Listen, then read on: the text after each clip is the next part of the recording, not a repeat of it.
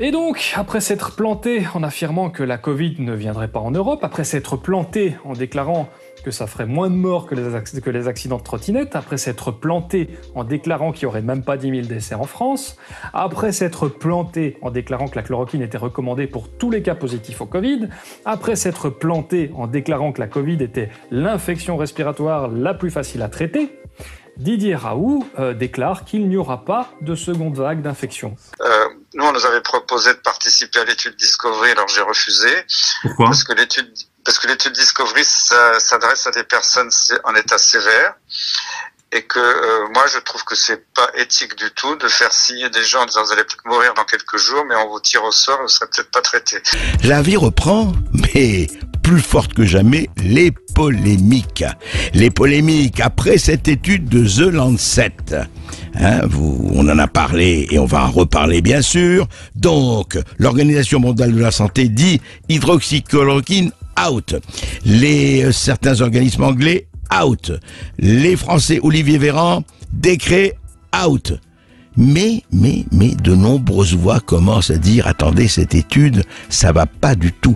Croyez pas que je vais changer parce qu'il y a des gens qui font du big data, qui est une espèce de fantaisie complètement délirante, qui prend des données dont on ne connaît pas la qualité, qui mélange tout. Bonjour les amis. J'avais pensé faire une vidéo sur la guerre de la chloroquine en France. Mais le sujet a été tellement abordé, en particulier sur YouTube, que je me suis dit que ma valeur ajoutée ne pèserait pas grand-chose. Ceci dit, un fait récent m'incite à revenir sur cette position un petit peu trop prudente. Ainsi donc,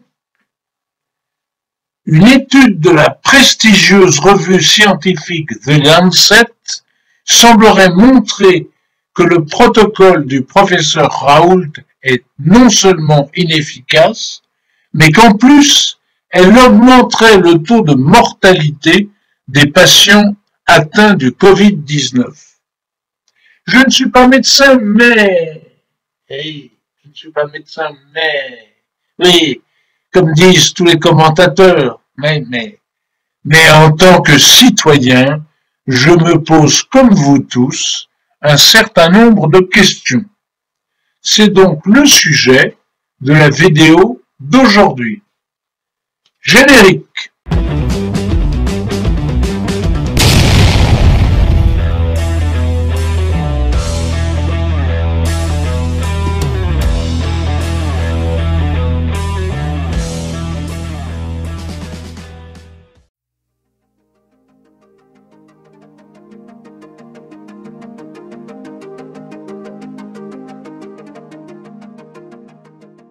Et oui, il y a quelques jours, le Lancet, cette prestigieuse revue scientifique, a publié une vaste étude portant sur 96 000 patients du monde entier atteints du Covid-19.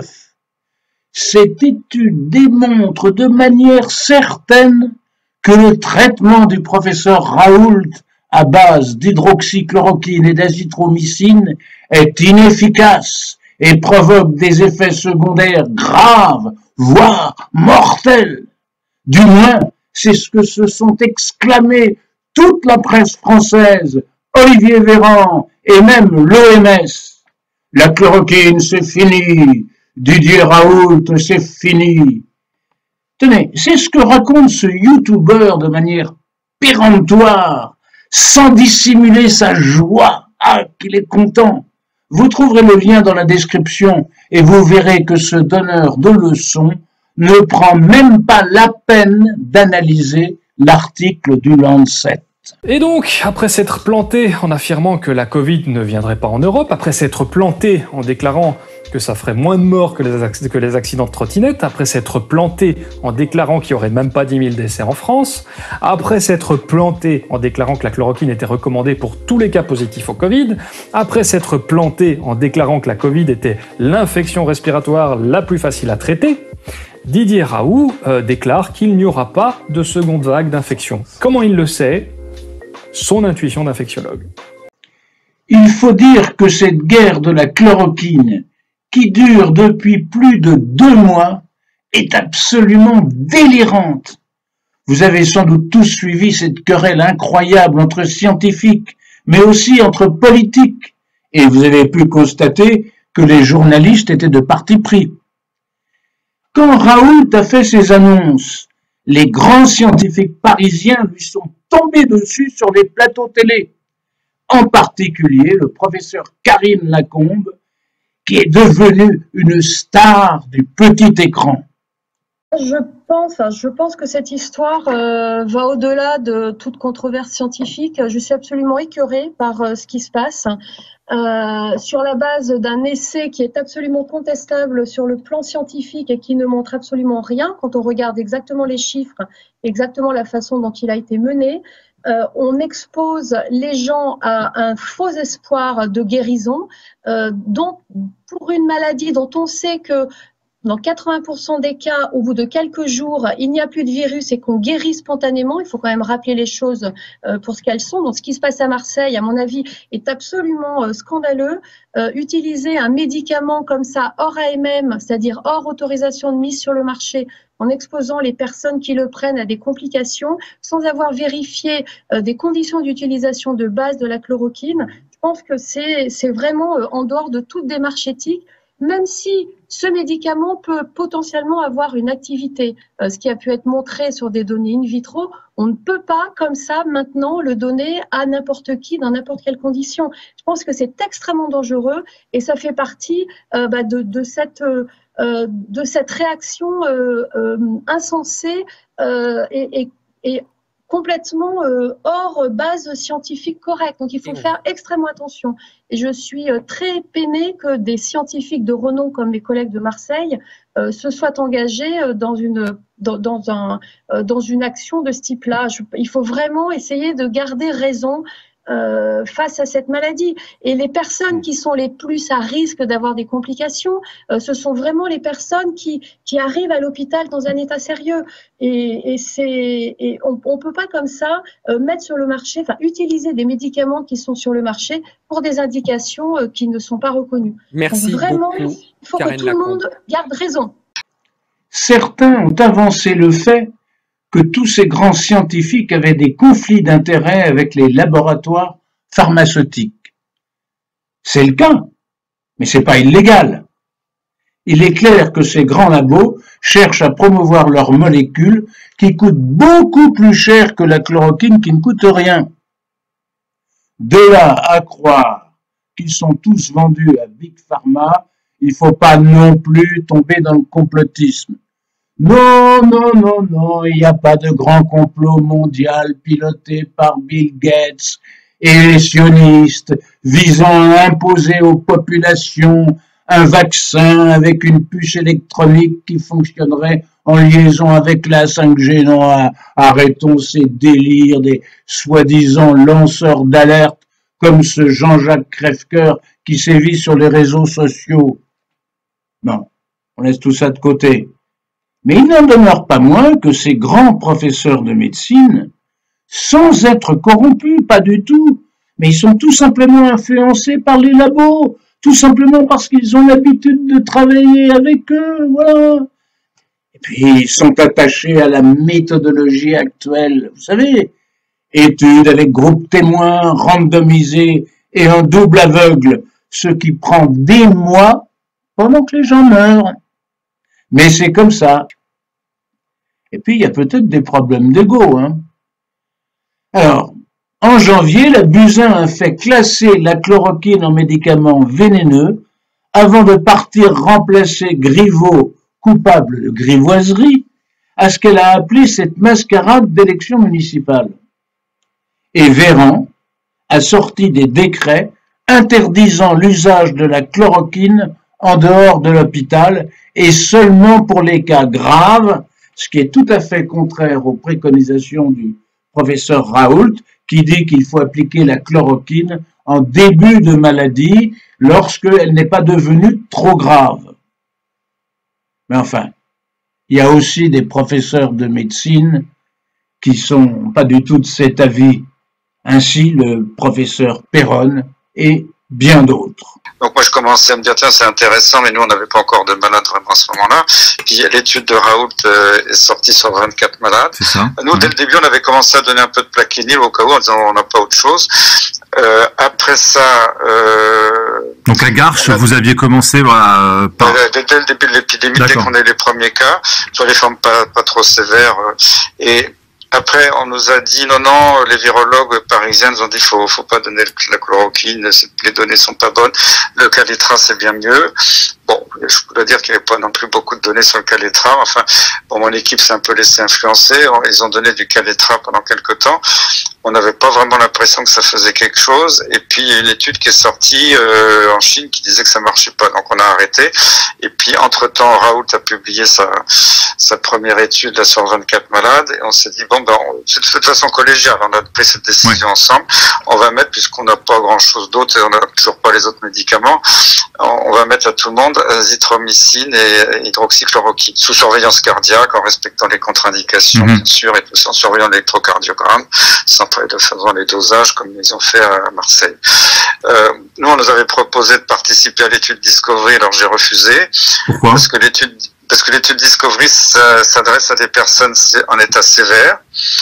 Et que moi je trouve que c'est pas éthique du tout de faire signer des gens en disant vous allez peut-être mourir dans quelques jours, mais on vous tire au sort, vous serez peut-être pas traité. Alors qu'il y avait quand même des données, même parcellaires, qui semblaient dire qu'il y avait un traitement qui pouvait marcher. C'est-à-dire que contrairement aux recommandations de l'IHU de Marseille, au lieu d'utiliser en début de maladie, ils l'utilisent en fin de maladie dans leur test. Voilà, ils incluent les formes sévères. Moi, à la limite, qu'ils fassent des études avec des placebos chez des gens qui acceptent de signer, si c'est pas trop sévère, bon, ça me choque pas trop. Mais là, faire ça chez des patients en état grave, en plus, à l'évidence, c'est pas le bon moment de donner la chloroquine, c'est trop tard. Et puis en plus, ils ne mettaient pas chloroquine, azithromycine, qui était le traitement qui avait l'air de mieux marcher. Je trouvais que ça faisait beaucoup de points. Donc c'était uniquement l'hydroxychloroquine pour Discovery. Oui, ils mettent pas l'azithromycine. Donc moi j'ai trouvé que ça faisait beaucoup et que d'un point de vue éthique, c'était contraire à mon serment d'Hippocrate de rentrer dans ce type d'études. Moi je suis pas contre les études randomisées quand on a le temps pour évaluer tranquillement les choses. Là on est dans une médecine de guerre à des centaines de morts par jour. Vous imaginez déjà parce que moi, ça fait déjà plus d'un mois que j'alerte les autorités en disant même si on n'est pas sûr, faites des stocks d'hydroxychloroquine parce que si jamais c'est bien, faut en avoir. Moi, c'est ce qu'ont fait les États-Unis, beaucoup de pays, l'Italie. Nous, on a toujours pas de stock. Et même si on le recommandait demain, je sais pas si on pourrait démarrer parce que Sanofi a dit on a 300 000 doses pour toute la France. Alors. Pendant ce temps, l'armée française commandait des tonnes de chloroquine pour ses propres besoins. Alors, vous voyez, ce qui est dangereux pour les uns ne l'est pas pour les autres. Les médecins libéraux qui continuaient à prescrire ce médicament se faisaient menacer par le Conseil de l'Ordre. Une pétition lancée par Douste Blazy demandant de laisser aux médecins la liberté de prescrire a recueilli plus de 500 000 signatures. Un collectif de médecins de terrain a publié une étude observationnelle montrant que le traitement du professeur Raoult présentait un intérêt certain. C'était donc la guerre entre les praticiens et les méthodologistes. Et puis, l'étude du Lancet est tombée et en 48 heures, Olivier Véran faisait interdire l'usage de la chloroquine pendant que toute la presse nous expliquait que ce médicament bien connu depuis 70 ans était subitement très dangereux et que le débat était tranché. Écoutons les réactions des médecins de terrain. J'aimerais faire une remarque sur cette étude dont tout le monde parle depuis 48 heures, la publication du Lancet. Donc d'abord, ce n'est pas une étude, mais vraiment une compilation de données issues de 671 hôpitaux de l'ensemble des continents. On peut remarquer, et on peut peut-être s'en féliciter, malgré la piètre qualité de cette étude. J'insiste sur la piètre qualité parce que quand on regarde de plus près, les cohortes ne sont pas comparables, il y a des données manquantes, et surtout ce qui nous manque, c'est le délai entre j'allais dire le dépistage de la personne, donc la reconnaissance de sa contamination, et puis le délai d'hospitalisation et donc d'administration de l'hydroxychloroquine. On voit là qu'une fois de plus, et c'est ce que montre très très bien l'étude, et c'est ce que disent les auteurs dans la conclusion, que l'hydroxychloroquine, il ne faut surtout pas la donner dans des cas graves. Et là, on voit bien que les personnes hospitalisées étaient oxygéno-requérantes pour la plupart, donc étaient déjà dans un état très grave. Il n'y a pas non plus suffisamment de données sur l'état cardiovasculaire. Or, on sait bien que l'hydroxychloroquine a un état, j'allais dire, quand le patient est déjà en insuffisance respiratoire, potentialise les effets cardiotoxiques, sans doute du Covid, ou en tout cas de l'effet inflammatoire suite au Covid.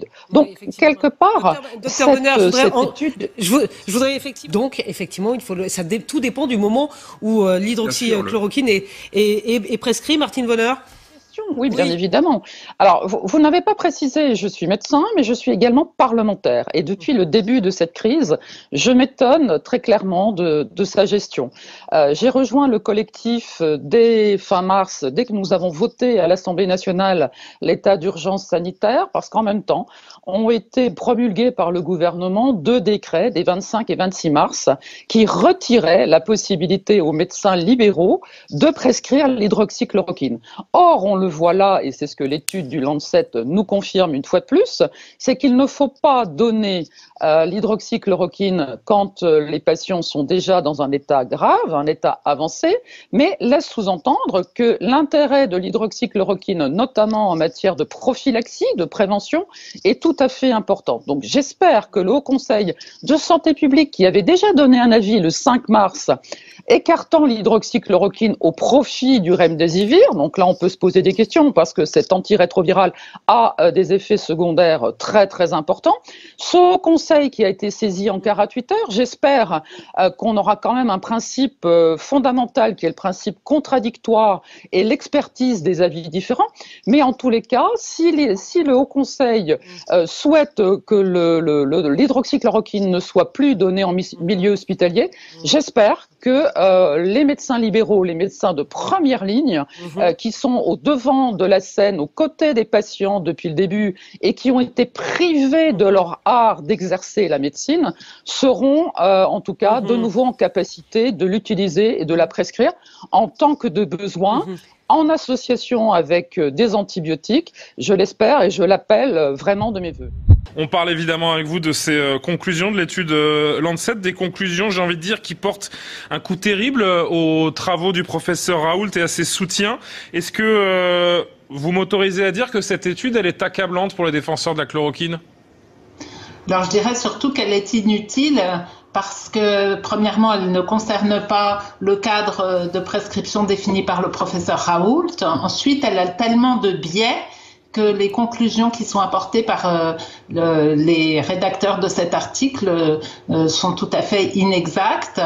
Donc, cette étude, normalement, j'ai bien vu les commentaires de monsieur Véran, ne devrait pas du tout intéresser le Haut Conseil de la santé publique s'il est objectif, sans lien d'intérêt. Madame, en quoi une étude sur 96 000...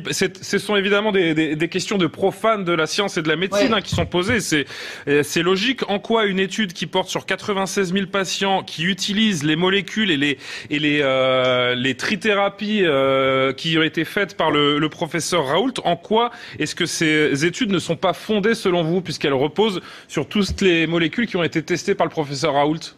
Les groupes ne sont pas comparables, déjà, contrairement à ce que disent les auteurs. Quand on regarde et qu'on refait des statistiques, on voit que le groupe où les patients ont reçu de l'hydroxychloroquine sont des patients beaucoup plus graves. Deuxièmement, sont des patients qui sont tous hospitalisés.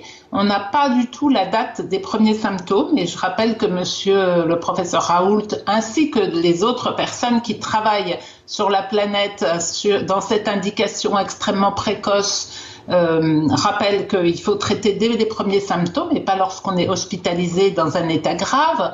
D'autre part, cette publication est une étude rétrospective, sans groupe, sans randomisation, puisque c'est toujours ce qu'on reproche aux études avec l'hydroxychloroquine, donc il faut être bien conscient de cela.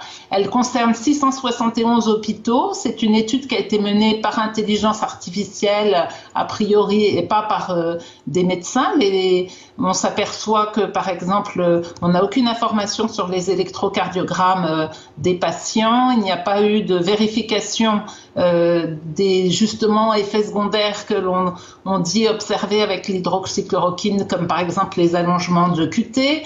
Enfin, il y a un empilement de choses tout à fait hallucinantes avec des conclusions qui ne sont pas cohérentes. D'ailleurs, dans leur discussion, les auteurs, à la fin de l'article, remettent un peu en question ce qu'ils ont fait.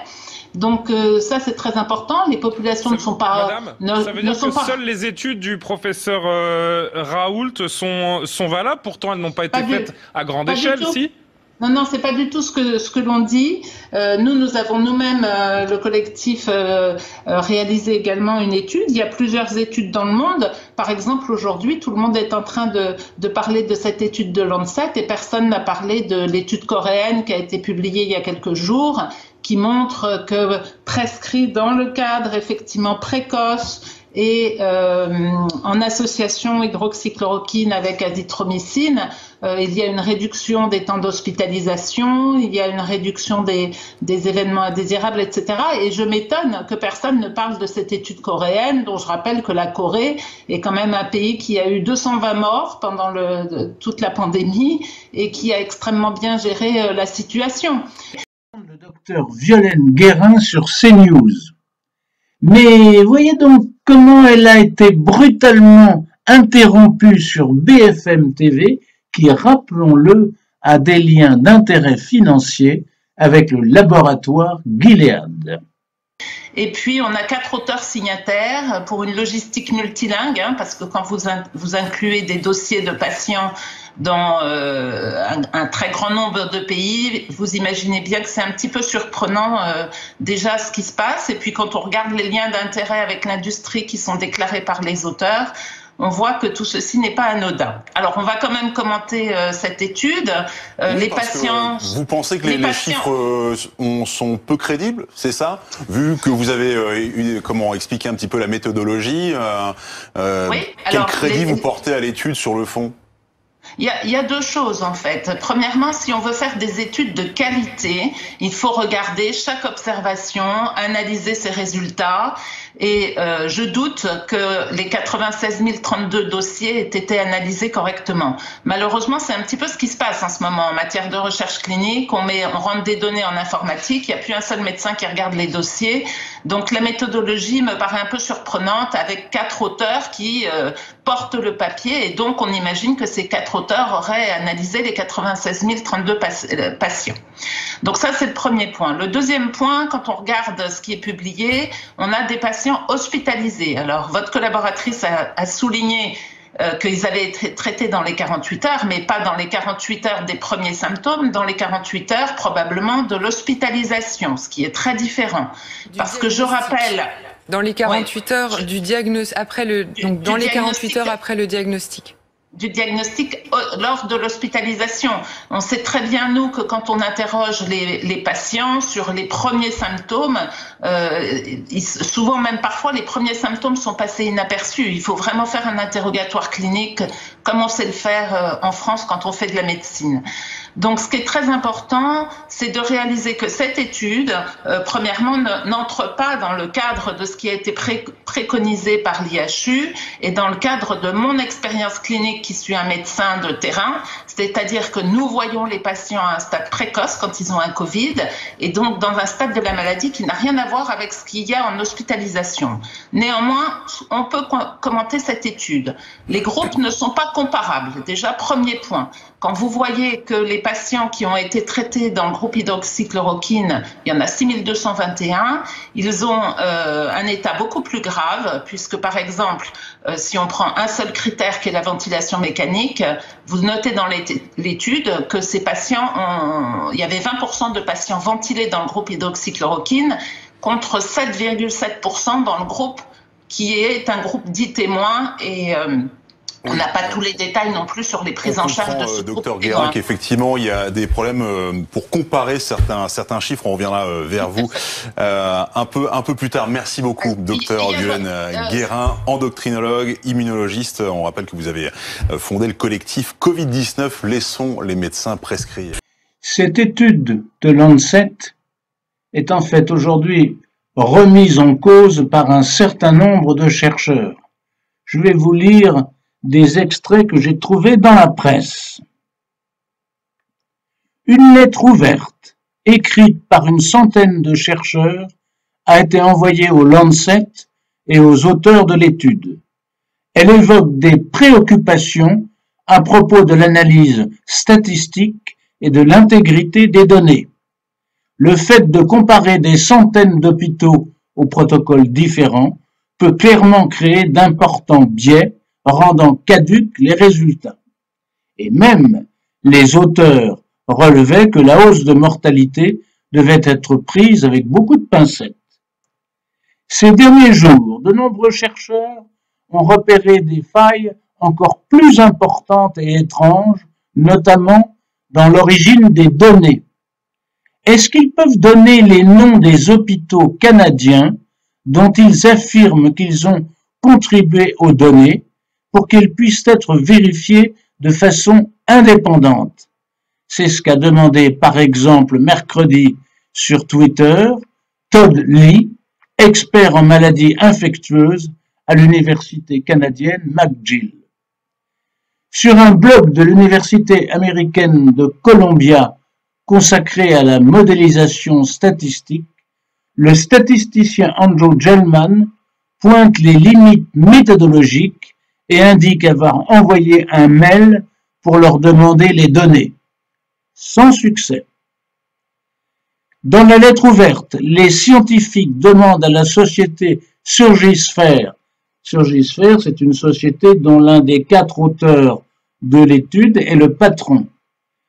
Donc, demandant à la société Surgisphère de rendre publiques ces données et de les faire analyser par une organisation indépendante comme l'OMS.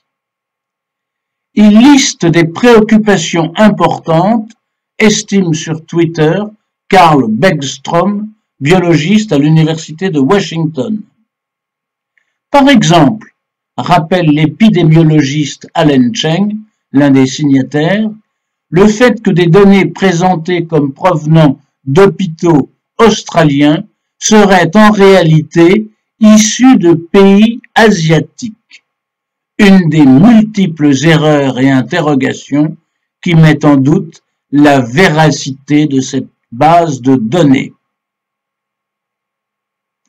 Dans un communiqué, Surgisphère a défendu l'intégrité de ces données et a affirmé qu'elles viennent d'hôpitaux qui collaborent avec elles. Mais, ouvrez les guillemets, nos accords d'utilisation des données ne nous permettent pas de les rendre publiques. Fermez les guillemets. Un article du Guardian affirme que les autorités australiennes s'interrogent sur les fortes discordances entre les données de l'article du Lancet et les données nationales. Dans un communiqué, l'un des auteurs explique qu'un hôpital asiatique a été intégré dans les données nationales australiennes. Oui, ça, on l'avait déjà vu. Alors maintenant, indépendamment de tout ça, et d'autre part, l'étude britannique Recovery, qui teste le protocole Raoult, elle a décidé de poursuivre ses travaux malgré les positions de l'OMS suite à l'article du Lancet. Alors attention, ne pas confondre avec l'étude européenne Discovery, dont nous savons qu'elle a été un fiasco total. La vie reprend, mais plus fortes que jamais les polémiques. Les polémiques après cette étude de The Lancet. On en a parlé et on va en reparler bien sûr. Donc, l'Organisation mondiale de la santé dit hydroxychloroquine out. Certains organismes anglais out. Les Français Olivier Véran, décret out.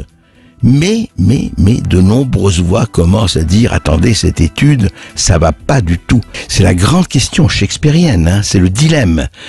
To be or not to be with the laboratoire pharmaceutique. To be an innocent or not to be innocent. To be incorruptible or not to be incorruptible. Jusqu'à présent, on ne doutait pas de la science. Au moins, ça restait ça, les politiques, les médiatiques, tout ça. Oh, tout. Il y avait des doutes. Et dans le doute, on s'abstenait pas. Mais là, qu'est-ce qui se passe? Eh ben, il se passe que, effectivement, cette fameuse étude Lancet, je rappelle que Lancet est une des revues scientifiques les plus prestigieuses du monde, qui dit donc, ils n'ont pas examiné, ils ont recueilli les données, attention, c'est de 671 hôpitaux dans 6 continents, 96 000 patients, d'où ils ont conclu que la chloroquine provoquait plus de 30% de morts et des arythmies cardiaques pas possible à cause de cette fichue hydroxychloroquine. Voilà. Simplement, on regarde et on voit, et de plus en plus de voix s'élèvent en disant où sont les sources, où sont les données, où sont les revues d'éthique. Et alors, l'Australie pose des questions. Les Anglais, effectivement, de Recovery, après l'échec de Discovery, c'est les Anglais Recovery qui posent des questions. Tout le monde pose des questions et je voudrais en faire entendre une voix, justement, qui n'est pas dans la polémique franco-française, puisque, comme vous le savez, 48 heures après le Lancet, il y a eu réaction de l'Organisation mondiale de la santé et réaction du gouvernement français qui, par la voix d'Olivier Véran, ministre de la Santé, a dit non, décret terminé. Hydroxychloroquine, pas de prescription, etc. Eh bien, voici. On va écouter une voix qui vient du monde arabe, qui vient d'Algérie, et écoutez ce que a à dire Mohamed Boubdil, qui est responsable santé au gouvernement algérien. Écoutez-le. L'OMS a décidé de ne pas recommander l'utilisation de l'hydroxychloroquine dans le traitement du Covid-19. C'est l'OMS qui est une institution des Nations Unies, qui regroupe pratiquement tous les États. Dans cette décision, nous a surpris. Pourquoi? Parce que depuis 2 mois et demi, l'Algérie, à l'instar d'autres pays, n'est-ce pas, les pays arabes, les pays musulmans, les pays africains, a utilisé avec beaucoup de succès l'hydroxychloroquine. Bien entendu en France de façon individuelle.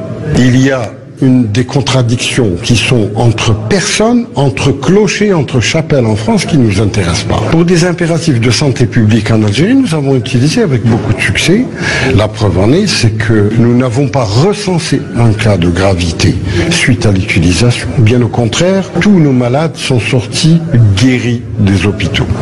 Par conséquent, il ne nous intéresse pas de faire dans un débat de combat d'arrière-garde. Il est carrément curieux qu'à la fin de l'épidémie, n'est-ce pas, nous nous dirigeons vers l'infection de la fin de l'épidémie, qu'il y ait ce type de recommandations, et qui plus est, nous avons des réflexions autres qui cachent d'autres desseins. Nous ne voulons pas rentrer dans ce débat. Voilà, tout est dit, en tout cas, du côté de l'Algérie. Alors quoi, vérité en deçà de la Méditerranée, erreur au-delà? Qu'est-ce qui se passe vraiment? Docteur Bernard Cron, bonjour, vous êtes avec nous. Alors bonjour, effectivement... Oui, bonjour. Alors, cette histoire du Lancet, ça provoque énormément, juste un mot, ça provoque énormément de réactions, et il y a quelques jours, je rappelle que 200 médecins ont adressé une lettre ouverte aux 4 cardiologues qui ont fait cette enquête, qui ont en tout cas supervisé cette étude, non pas cette enquête, pas d'enquête d'étude de The Lancet. Ils ont constaté effectivement beaucoup de choses qui n'allaient pas, et ils ont adressé une lettre ouverte à Lancet et à son directeur et aux 4 effectivement cardiologues en disant écoutez, il y a beaucoup de choses qui ne vont pas sur les données, il n'y a pas de source, il n'y a pas de revue éthique, il y a des chiffres faux sur l'Australie. Alors qu'est-ce qui se passe? Alors Horton a dit, le directeur de Lancet, il a demandé aux 4 auteurs de réagir très très vite, et les 4 ont dit qu'ils vont réagir très vite en avouant tout de suite qu'ils se sont trompés pour un hôpital pour l'Australie. C'est un hôpital d'Asie et pas d'Australie. Alors, Bernard Cron, qu'est-ce qui se passe? Bien, le Lancet est devenu malheureusement un torchon de publication dans cette période aiguë où on n'a pas le temps de vérifier les sources. Mais heureusement, André, vous vérifiez les sources et vous demandez de les vérifier. Eh bien, cette étude a été faite sur une base cardiologique par des cardiologues. Donc, l'ensemble des malades qui sont recensés sont en majorité des malades cardiaques. J'ai noté deux choses qui sont frappantes. Il y a le même pourcentage d'hypertendus, de diabétiques, de fumeurs, de malades sous statine pour le cholestérol et d'obèses sur les différents continents. Vous n'allez pas me dire, André, qu'en Afrique, il y a autant d'obèses qu'à New York. Ça n'est pas possible. Donc cette étude est frelatée, elle est à charge. Les bonnes nouvelles pour la chloroquine tombent comme à gravelotte. Ça va être le Sedan du Lancet, car le professeur Megarby dit ce sont des bases de données cardiaques, ce que je vous confirme. Le professeur Parola, bras droit de Didier Raoult, dit que c'est une étude compilée de big data et que le Guardian d'Australie la dénonce. Le professeur Gilbert Deray de la Pitié lui-même dit « Je ne comprends pas ce que publie le Lancet. Je vous signale, même s'il ne le dit pas, que beaucoup de médecins vont à la Pitié chercher de la chloroquine puisqu'elle est interdite en ville et qu'il faut s'adresser à un hôpital pour avoir quelques plaquettes. Les protestations tombent de tous les côtés. Même Jacques Doublin, qui est à la haute autorité de santé, dit si cette erreur du Lancet se confirme, il faudra sous 48 heures réintégrer le droit à prescription. Voilà la situation, elle est dramatique, elle est scandaleuse dans une période où les malades meurent et ça va s'ajouter à la cascade de mauvaises décisions qui ont été prises par le ministère de la Santé et c'est dramatique. On va en parler. Non, ce qui est extraordinaire dans cette histoire, c'est que l'OMS, c'est que même les Anglais, une autorité anglaise, les autorités anglaises et le gouvernement français, sans attendre les vérifications, sans attendre la validation, 48 heures après la publication de l'étude dans The Lancet, comme s'ils étaient sur les starting blocks, ont foncé, allez, interdisons. La question fondamentale repose, encore une fois, il y a la santé et le politique, c'est reposé. Mais enfin, d'abord, que fait ce conseil scientifique? Il y a deux conseils scientifiques maintenant autour de Macron et autour du gouvernement. D'abord, qu'est-ce qu'ils font? Est-ce que c'est eux? Est-ce qu'ils ont dit, ah non, allez-y, c'est fini, le Lancet, c'est la Bible, donc, et on va y aller. Enfin, vous imaginez, on est dans cette période où effectivement, heureusement, la pandémie diminue un peu partout, mais enfin, elle est toujours là, les morts sont toujours là, et qu'est-ce qui se passe? Pourquoi cette extraordinaire, vraiment, mais je veux dire, focalisation sur l'hydroxychloroquine, enfin, ça devient ridicule, et encore une fois, on ne s'engage pas, nous, enfin, moi, je ne m'engage pas, vous êtes médecin, Bernard Cron, moi, je ne le suis pas, je ne parle pas de la validité de la chose, je parle du processus qui consiste à ceux qui sont en charge de nous gouverner, qui sont donc en charge de nous protéger, de prendre des décisions, mais comme ça, je veux dire quoi, c'est délit de faciès chimique ou scientifique. André, je pense qu'il y a deux choses derrière tout ça. Il y a d'abord un conflit d'intérêts avec Gilead et BlackRock qui sont actionnaires du Lancet. Les laboratoires pharmaceutiques. Les laboratoires pharmaceutiques qui fabriquent le Remdesivir qui est prôné par l'OMS. Or, c'est un médicament cher qui ne marche pas. Il y a deuxièmement toutes ces études, Solidarity, Discovery, etc. Il faut savoir qu'on paye les médicaments pour faire l'étude, et quand les études ont été lancées, le Gilead, ses actions ont augmenté de 30% en bourse, mais ce sont des milliards de dollars que ça représente. Et puis deuxièmement, sauter cet opprobre, jeter ce doute en santé en période épidémique comme ça, c'est pour cacher toutes les errances, toutes les erreurs. Mettez pas de masque, ça sert à rien. Évidemment, on n'en avait pas. Bon, ne faites pas de tests, ils sont pas fiables. Évidemment, on n'en avait pas.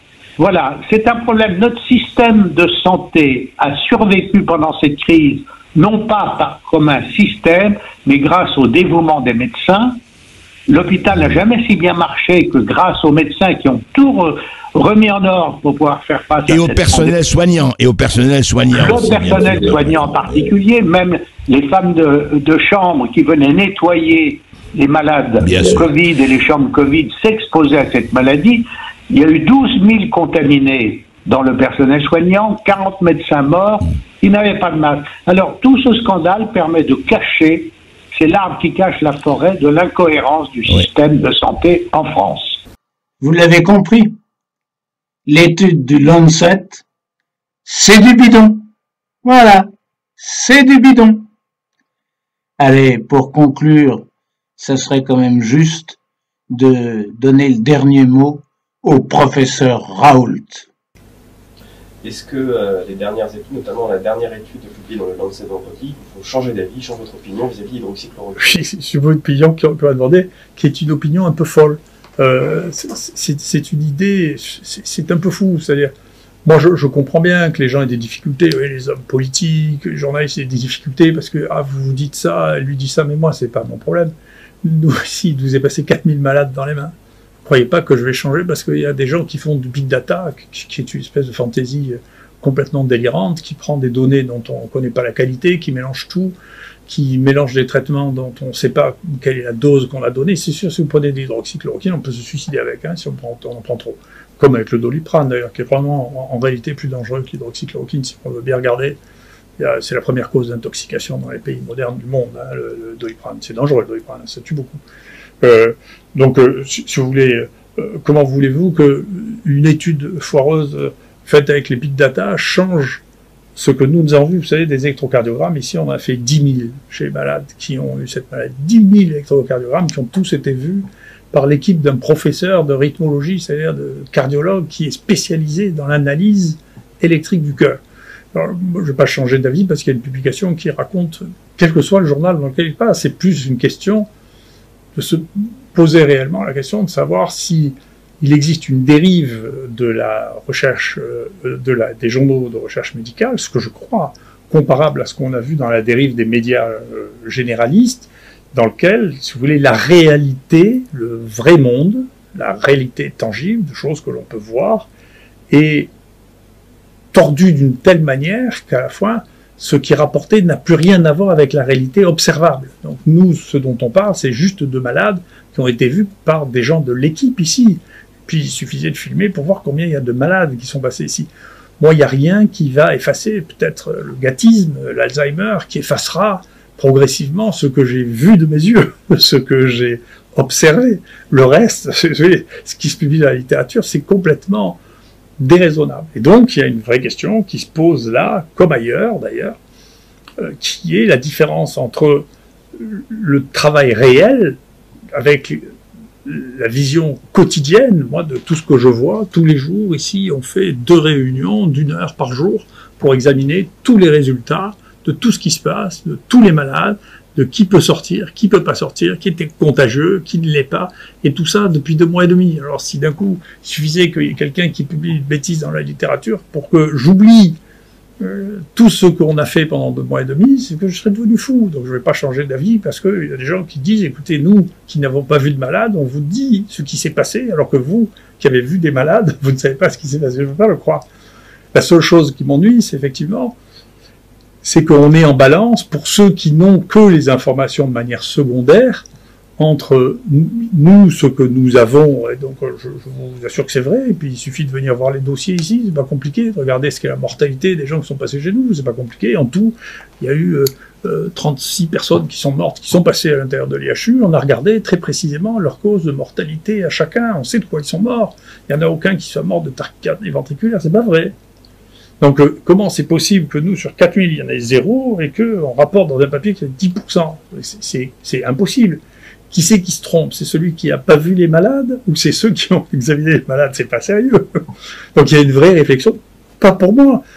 Moi, je ne vais pas changer de conviction, parce que la réalité, je la connais. En plus, je connaissais bien l'hydroxychloroquine, parce que je donnais, je sais pas, plusieurs milliers de malades avant pour d'autres maladies, et puis les rhumatologues donnent ça à plusieurs milliers de gens. D'ailleurs, vous allez voir les décisions politiques, ça va être extrêmement étrange de dire les rhumatologues ont le droit d'utiliser un médicament qui est très très toxique, mais les gens qui soignent le Covid n'ont pas le droit de l'utiliser. Pourquoi les rhumatologues ont le droit de l'utiliser? Peut-être qu'ils n'auront plus le droit d'ailleurs, parce que il y a un produit concurrent qui va peut-être nous faire le même coup que le Redemsivir, c'est le tocilizumab, là, qui est un anticorps monoclonal qui coûte à peu près 200 € par semaine, alors que l'hydroxychloroquine ne coûte rien. Et vous allez voir, comme c'est la même cible, c'est-à-dire l'interleukine, vous allez voir que bientôt, on va dire que l'hydroxychloroquine, c'est même pas bon en rhumatologie, qu'il faut le remplacer par un produit qui coûte 20 à 50 fois plus cher. Donc c'est une vraie question. C'est une vraie question. Est-ce qu'il faut détruire tous les vieux médicaments qui marchent depuis des décennies sans poser de problème majeur pour les remplacer par des nouveaux médicaments qui sont pas plus utiles et qui coûtent un prix fou, qui est une question de fond, qui va pas concerner que le Covid, va concerner tout le monde.